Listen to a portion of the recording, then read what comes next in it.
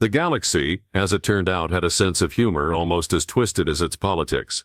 For roughly 3,000 years, three civilizations had been locked in what historians would generously call a strategic stalemate, and military analysts would more accurately describe as the universe's most expensive temper tantrum. The crystalline hegemony, whose members looked like living chandeliers with superiority complexes, controlled the galactic north.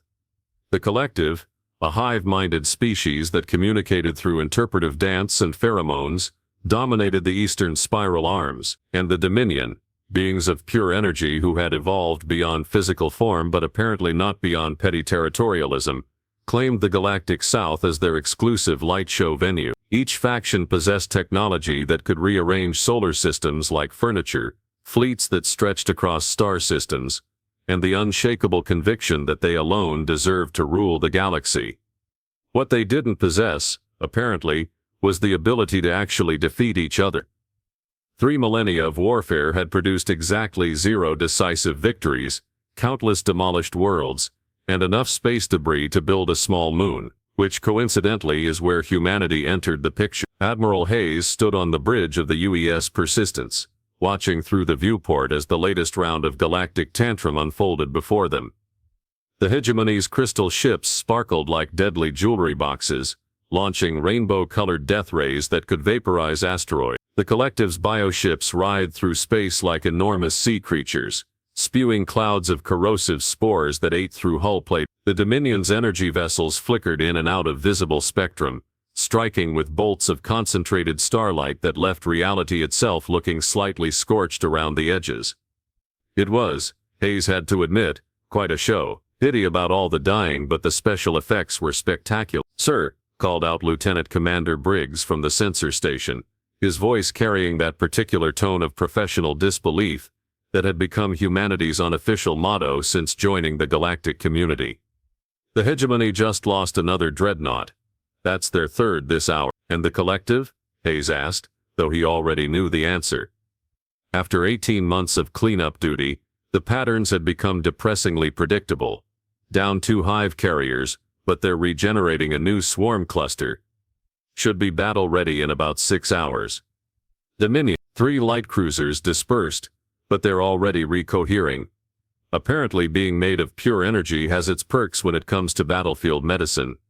Hayes nodded, making another mental note in what had become a very long list of observations. The 3 great powers of the galaxy possessed weapons that could crack planets, shields that could deflect supernovas, and regeneration technology that made cockroaches look fragile. What they apparently lacked was any strategic thinking beyond hit the enemy until someone gives up, which admittedly might have worked if any of them were capable of actually giving up.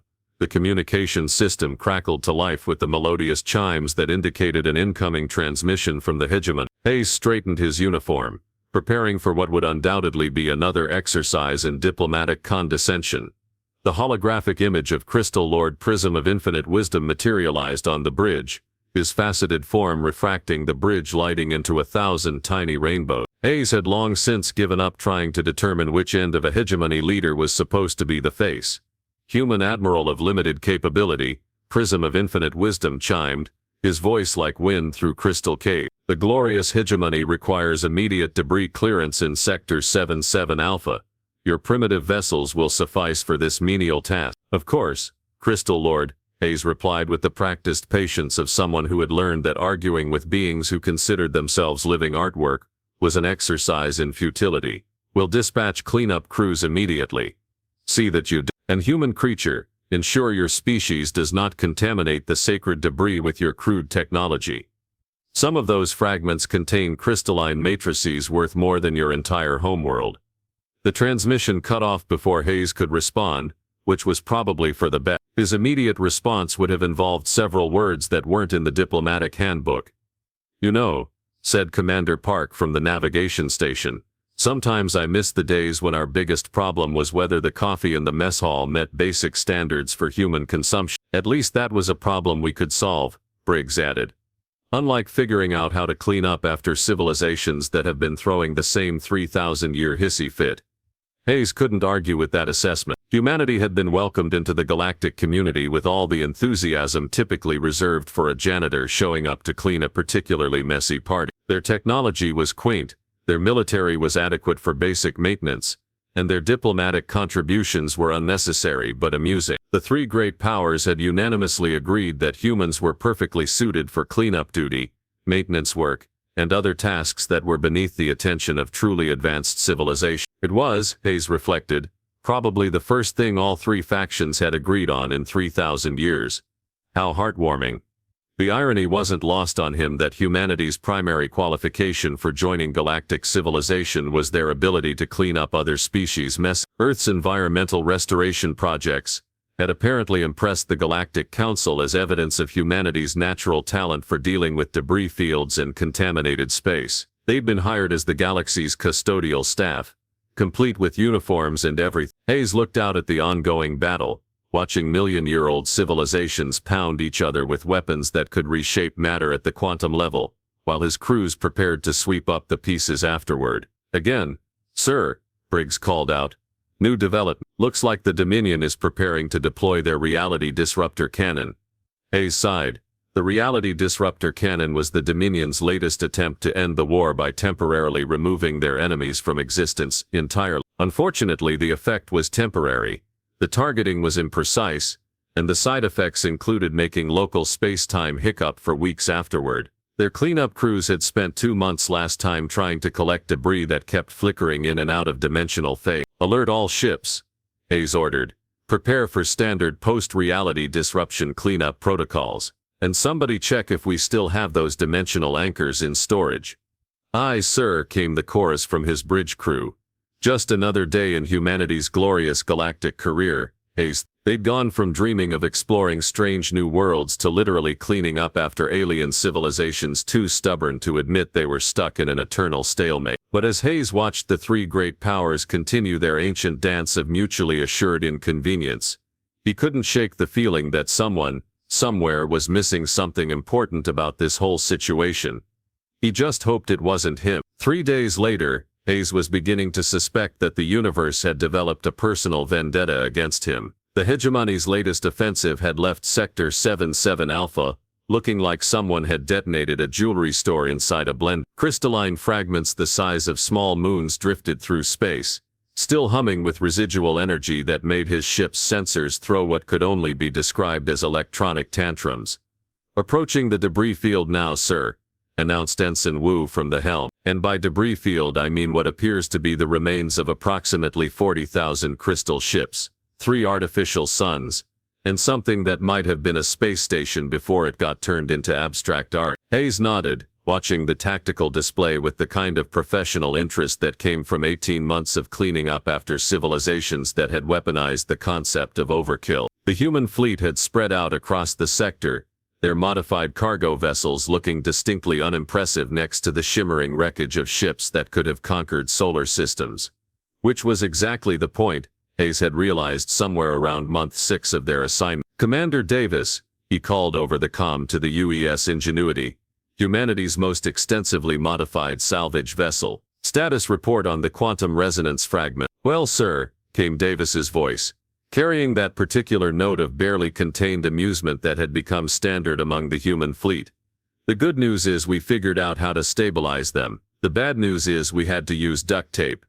Duct tape? Specifically duct tape infused with rare earth elements and wrapped around a standard containment field generator. Turns out million-year-old crystalline technology has the same basic weakness as everything else in the universe.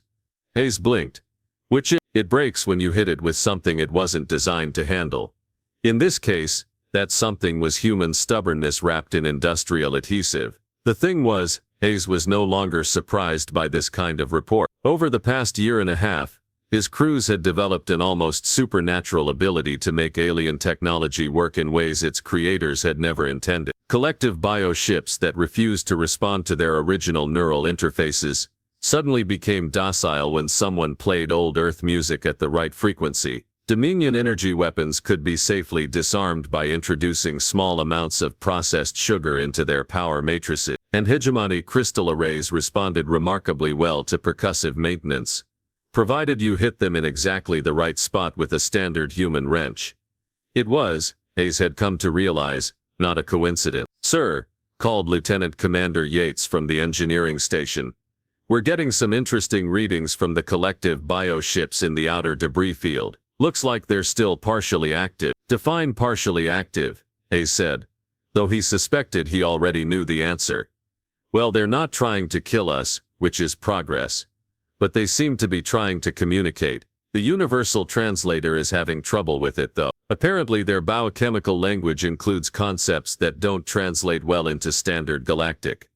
Hayes rubbed his temples. The universal translator, that marvel of galactic engineering, had been designed by committee across 7 different species over the course of 2 centuries. It could handle the linguistic nuances of crystalline beings who communicated through light refraction, energy creatures who spoke in electromagnetic pulses, and hive minds that used interpretive biochemistry. What it apparently couldn't handle was humans asking practical questions like, how do we fix this? Or what happens if we try this instead? Put me through to the bioships, Hayes ordered, but keep the translator offline. Use the local communication array instead. So Yates looked confused. The local array wasn't designed for interspecies communication. It's just our standard human comm system.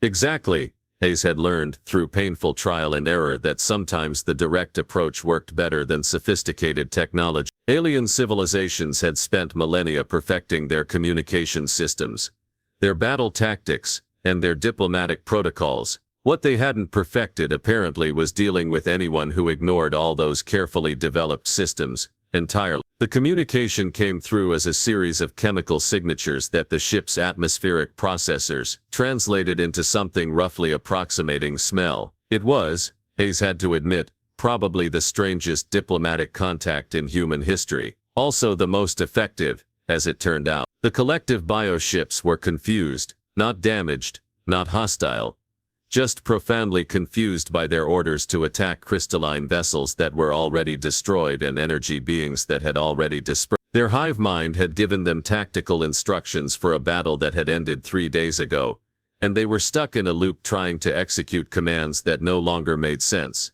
Hayes found himself in the surreal position of providing technical support to an alien hive mind. Try this, he broadcast, using the ship's atmospheric processors to emit what he hoped was the chemical equivalent of helpful suggestion. Reset your tactical parameters and reassess the current situation. The response came back as what could only be described as the biochemical equivalent of confused gratitude, followed by the distinctive energy signature of bioships powering down their weapons and beginning to regenerate their damage. Sir, said Commander Park, his voice carefully neutral, did we just debug an alien military AI using tech support protocols?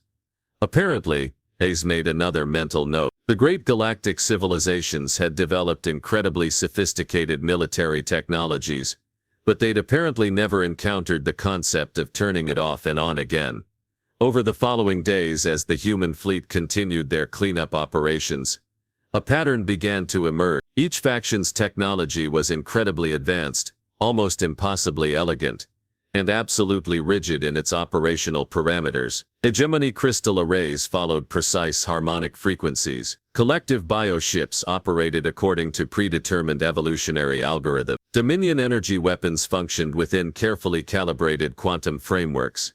They were perfect, in other words, right up until something unexpected happened. And when something unexpected happened, they broke in spectacular fashion, because their creators had never considered the possibility of improvisation. Humans, on the other hand, had built their entire technological civilization around the assumption that everything would break eventually and need to be fixed with whatever happened to be available. Their ships were held together with spare parts, creative engineering, and what Admiral Hayes had come to think of as aggressive optimism.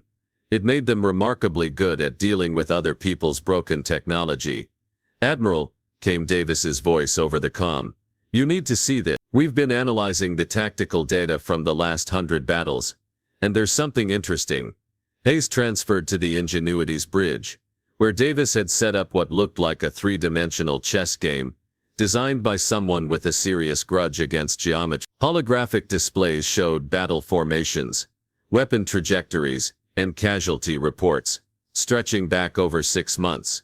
Look at this pattern, Davis said, highlighting sections of the display. Every battle follows the same basic structure. Hegemony opens with precision strikes, Collective responds with swarm tactics. Dominion phases in with overwhelming force. Same moves, same counter moves, same results. Hayes studied the display. They're not fighting a war, he realized. They're performing a dance. Exactly. And here's the thing about dances. They only work if everyone knows the steps. Hayes stared at the tactical display. Pieces of a much larger puzzle finally beginning to click into place. 3,000 years of warfare, and nobody had ever won because nobody had ever tried to change the music. The Battle of the Nexus Point was supposed to be the war to end all wars, which was ironic considering the participants had been saying that about every major engagement for the past 3 millennia. This time, however, all 3 factions had decided to converge on a strategically worthless system that contained nothing more valuable than some particularly scenic gas giants and a collection of asteroids that looked vaguely insulting when viewed from certain angles. Hayes watched the preliminary maneuvers from the bridge of the Persistence, positioned at what should have been a safe distance from the impending carnage. Around him, his crew monitored the most impressive display of organized stupidity in galactic history. Hegemony forces are taking standard formation Alpha 7, reported Briggs, his voice carrying the weary professionalism of someone who had seen this exact show far too many times. Crystal Lord Refraction of Divine Purpose is broadcasting the usual pre-battle speech about purifying the galaxy through superior harmonic resonance. Collective swarm ships are deploying in pattern designation Writhing Doom Spiral number 46, added. The hive mind appears to be very excited about the prospect of converting enemy biomass into artistic interpretations of victory. And the Dominion? Hayes asked, though he could probably recite their opening moves from memory. Energy Marshal Luminous Inevitability is preparing the traditional speech about ascending to higher planes of existence, while simultaneously reducing their enemies to component particles, Commander Park reported. I believe we're up to speech variation number 2007. Hayes nodded, making final adjustments to his carefully prepared plan. Over the past month, the human fleet had been making subtle modifications to their ships, supposedly to improve their cleanup efficiency. In reality, they'd been preparing for this moment, the opportunity to do something that none of the great galactic powers had attempted in 3,000 years, something completely unpredictable. All ships, this is Admiral Hayes, he broadcast over the human fleet communication. Operation Hold My Beer is a go. The response from his captains was immediate and unanimous, a chorus of barely suppressed laughter mixed with the kind of determined professionalism that had carried humanity through everything from world wars to accidentally colonizing planets that turned to be inhabited by giant space squids with strong opinions about property law. The battle began exactly as Hayes had predicted. The hegemony opened with a massive barrage of crystalline harmony cannons, their weapons creating geometric patterns of destruction that would have been beautiful if they weren't designed to convert matter into its component atoms, while humming in B-flat major. The collective responded with their traditional swarm tactics, releasing clouds of bioships that moved like a 3-dimensional murmuration of starlings, if starlings were the size of battleships and equipped with acid-spitting organs. The Dominion phased into reality with their usual flair for dramatic timing, their energy weapons creating light shows that probably violated several laws of physics and at least one local noise ordinance. For approximately 17 minutes, it proceeded exactly like every other major engagement of the past 3 millennia. Then the humans decided to join the party. The UES Ingenuity was the first to make contact, emerging from behind an asteroid with all the stealth of a freight train painted in fluorescent colors. Instead of weapons, however, it was broadcasting something that made every sensor array in the system suddenly develop what could only be described as electronic hiccups. What are they transmitting? Bared in Crystal Lord Refraction of Divine Purpose, his harmonious voice developing an uncharacteristic note of uncertainty. His tactical officer paused, consulting readings that clearly made no sense, a collection of primitive audio frequencies combined with mathematical equations and what our computers are identifying as recipes for baked goods. What the hegemony's sophisticated analysis systems had failed to recognize was that the humans were broadcasting the opening chords of Welcome to the Jungle, combined with the blueprints for their ship modifications and instructions for making chocolate chip cookies. It was, Hayes had realized, the perfect way to introduce themselves to civilizations that had spent 3,000 years perfecting the art of predictable warfare. The effect was immediate and profound. Hegemony crystal arrays, which operated on precise harmonic frequencies, suddenly found themselves trying to process input that included both Guns N' Roses and detailed schematics for jury-rigged tractor beam array. Their weapons systems designed for elegant mathematical precision essentially threw the equivalent of an electronic tantrum and started firing at random. The collective fared no better. Their bioships, evolved for perfect coordination within predetermined parameters, encountered human modifications that included everything from agricultural fertilizer used as improvised explosives to coffee makers repurposed as short-range communication array. The hive mind's careful tactical algorithms suddenly found themselves trying to process the concept of percussive maintenance applied to quantum tunneling drive. The Dominion's energy beings discovered that their carefully calibrated reality disruption fields became significantly less stable when exposed to human engineering, which apparently operated on the principle that anything worth doing was worth overdoing, preferably with spare parts and a generous application of optimism. "Sir," called out Yates, monitoring the tactical display with obvious delight, "all three fleets are showing massive system failure. The hegemony's formation is completely broken. The collective swarms are flying in random patterns, and the Dominion ships keep phasing in and out of existence whether they want to or not." Hayes nodded, watching as three of the galaxy's most advanced military forces suddenly found themselves dealing with the one thing their technology had never been designed to handle: complete and utter improvisation. "Now for Phase 2, he announced. "All ships begin salvage and assistance operations." This was the part that Hayes was particularly proud of. While the alien fleet struggled with system failures caused by exposure to aggressively practical human engineering, the human cleanup crews swooped in with their modified cargo vessels and began doing what they did best: fixing things. Hegemony crystal ships found their harmonic resonance chambers cleared of interference by human engineers who treated million-year-old crystalline technology like particularly finicky car engines. Collective bioships discovered that their evolutionary algorithms worked much better after human technicians applied the time-honored technique of turning it off and on again, but with more chemical compounds and less regard for manufacturer warranty. Dominion energy vessels were stabilized using modified containment fields that were held together with determination, spare parts, and what appeared to be several meters of high-grade electrical tape. "Admiral," came Commander Davis's voice over the comm, "we're getting gratitude transmissions from all three fleets.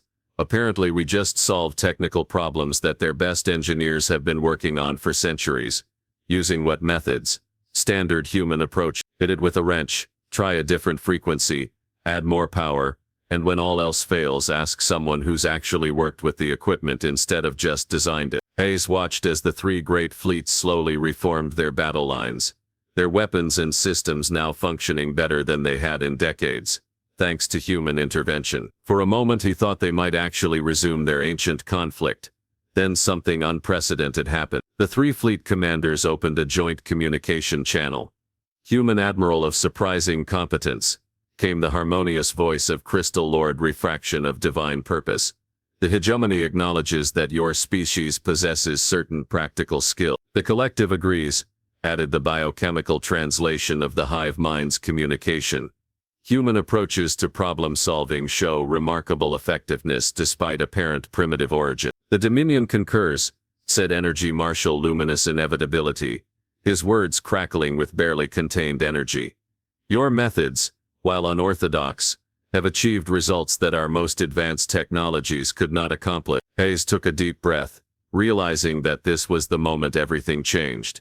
"Gentlemen," he said, using a term that probably didn't apply to crystalline beings, hive minds or energy creatures but somehow felt appropriate, "I think it's time we discussed a new arrangement." The Battle of the Nexus Point ended not with victory for any of the three great powers, but with the galaxy's first four-way peace negotiation conducted by beings who had just learned that sometimes the best solution to an ancient problem was to ask the janitor. 6 months later, Admiral Hayes stood in what had once been the Galactic Council's emergency session chamber, watching three of the universe's most advanced civilizations argue about the proper maintenance schedule for their newly integrated defense system. It was, he reflected, probably the most civilized disagreement the galaxy had witnessed in 3 millennia. The crystalline matrices require harmonic recalibration every 47 standard cycles, Crystal Lord Prism of Infinite Wisdom was explaining to his counterparts, his faceted form casting rainbow patterns across the chamber walls. This is fundamental resonance theory,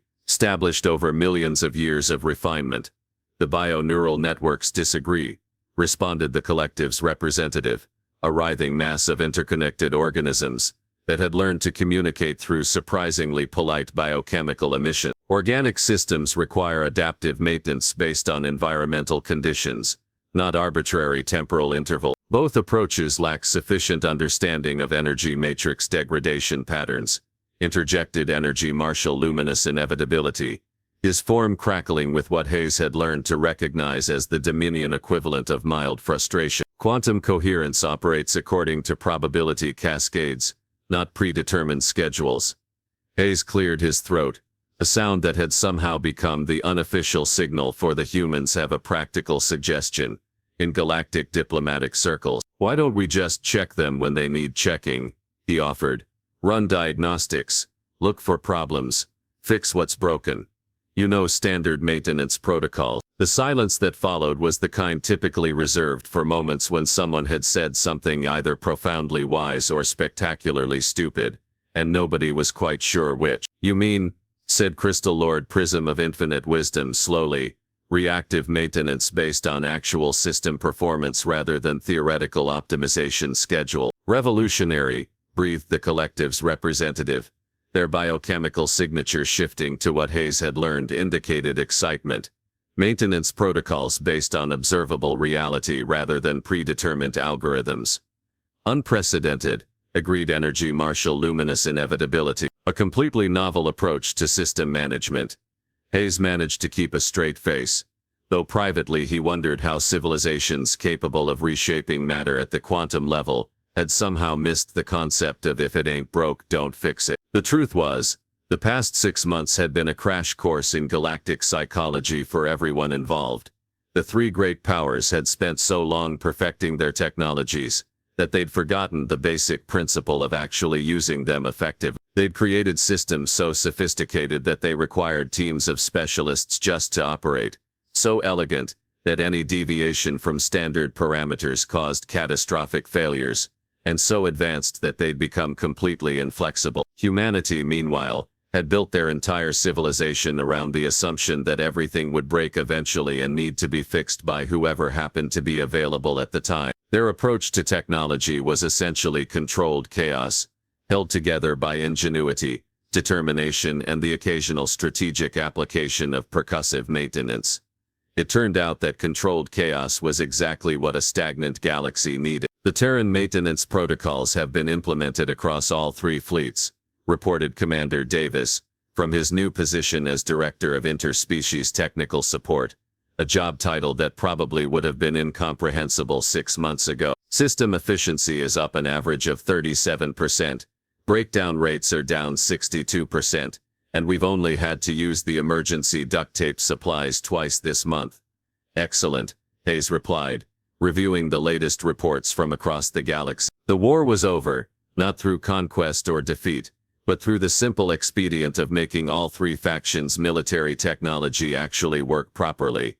It was difficult to maintain ancient grudges when your former enemies kept showing up to fix your computers and optimize your energy matrix. The political transformation had been equally dramatic. The Galactic Council, previously a ceremonial body that existed mainly to provide neutral ground for the three powers to insult each other, had been restructured into something resembling a functional government. The hegemony contributed their mastery of large-scale organization, the collective offered their expertise in resource management, and the Dominion provided their understanding of energy systems and quantum mechanics. Humanity contributed the revolutionary concept of asking, what if we tried something different?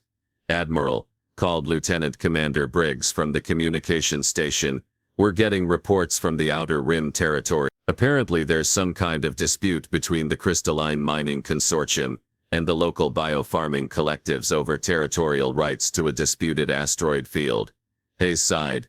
Peace, as it turned out, came with its own set of problems. Instead of cleaning up after massive interstellar battles, the human fleet now found themselves mediating disputes over mining rights, agricultural boundaries, and trade route regulation. It was in many ways significantly more complicated than their previous job of sweeping up debris and preventing alien technology from exploding. On the other hand, nobody was shooting at them anymore, which Hayes considered a marked improvement. Dispatch the UES Ingenuity to investigate, he ordered. Standard diplomatic protocols. If anyone starts shooting, remind them that we're the people who fix their weapons when they break. Hayes looked out at the bustling activity of the council chamber, where representatives from dozens of species worked together on problems that would have been impossible to solve under the old system. The hegemony's perfectionism balanced the collective's adaptability, while the Dominion's theoretical knowledge was tempered by human pragmatism. It wasn't a perfect system, but it was a working one, which Hayes had learned was often more valuable than perfection. The galaxy had learned, somewhat to its surprise, that sometimes the most important person in the room was the one who knew how to fix things when they broke, and sometimes the smallest players could change the entire game, not through superior firepower or advanced technology, but simply by asking why everyone was playing by the same rules that hadn't worked for 3,000 years. Hayes smiled watching alien civilizations cooperate on projects that would have been unthinkable 6 months ago. They still called humans the maintenance crew, but now it was said with respect rather than condescension. After all, in a galaxy full of complicated problems, everybody needed someone who knew how to fix things.